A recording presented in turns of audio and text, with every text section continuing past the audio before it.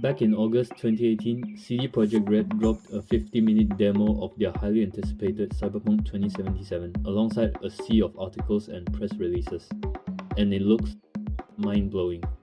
Non-linear missions with tons of choices and branching endings, a game world and storyline that reacts to your actions, complex community and crowd systems that will make for the most believable city in an open world game to date, random encounters and events, player backstories with far-reaching campaign consequences, explorable buildings with multiple floors, multiple apartments, an in-depth wanted system, and corrupt police. War running, over 1000 NPCs with their own routines, and online multiplayer added post-launch, and more. And it will be available on every current platform including Xbox One and PlayStation 4. Things were shaping up great. But fast forward a few months and at E3 2019, the final bombshell dropped. Wake the fuck up, samurai. We have a city to burn.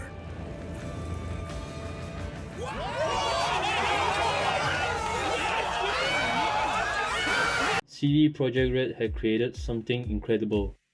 The graphics were borderline photorealistic, the city utterly immersive, even Poland's own government were hyped.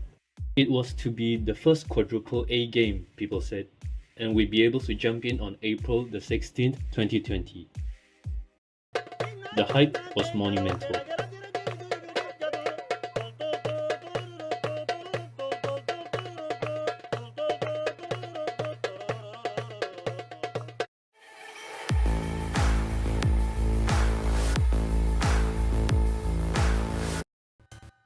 So people were hyped for the game. However, over at CD Projekt Red, things aren't going so great. Management says the game is launching in around a year's time, and things weren't moving quite as fast as they hoped. While the game technically started development in 2012, development basically just consisted of a few dozen people throwing ideas around. This goes on for a few years, but in 2016, the rest of CDPR finally jumped on board. And most of their work is scrapped right out the game. Okay, so the game story and gameplay concepts are reworked from the ground up. This means that key game elements are either completely changed or outright scrapped. Now the management at CDPR is still ambitious. This game was going to be a big one, and that meant that it was going to need a lot of work. But that was okay. They had 4 years of development ahead of them. Well managed and executed, this was going to be easy. 4 years later, and it's now January 2020, and the game is barely out of alpha. This is just 2 months out from launch. Higher-ups realized they should probably actually develop a finished game, so in comes CD Projekt Red's management. Wake the fuck up, game devs. We've got to give it crunch. And so CDPR's PR team come out to the public. Sorry guys, it's not quite ready yet. Come back in a few months' time. It was okay. They still had a lot of development on their plate, but now they had more time. If everything goes according to plan, they should be able to get this thing done very soon.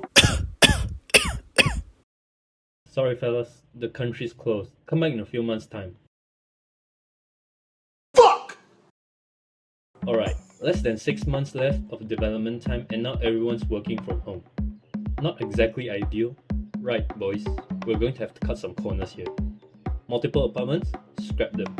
War running? Not important. The children? Forget them. See those adults? Downsize them. That looks great. And eventually, after months of crunch and a couple more delays, a new release date is in. December 10th, 2020. It's early December, the board of directors looked at each other petrified. Their share price had rocketed to over $10 billion, and they were now the most valuable company on the Polish stock exchange. Poland's president called CDPR. Their entire economy laid on the back of this game's launch. If it was a flop, they'd be executed one by one. They could not mess this up. They couldn't delay again or they'd miss the holiday sales period. Investors would be furious. But on the other hand, the game was still a bit rough. They eventually came to a conclusion. Launched the game. Development had taken 7 years and cost $121 million. But alas, on December the 10th, the world will finally be able to play Cyberpunk 2077.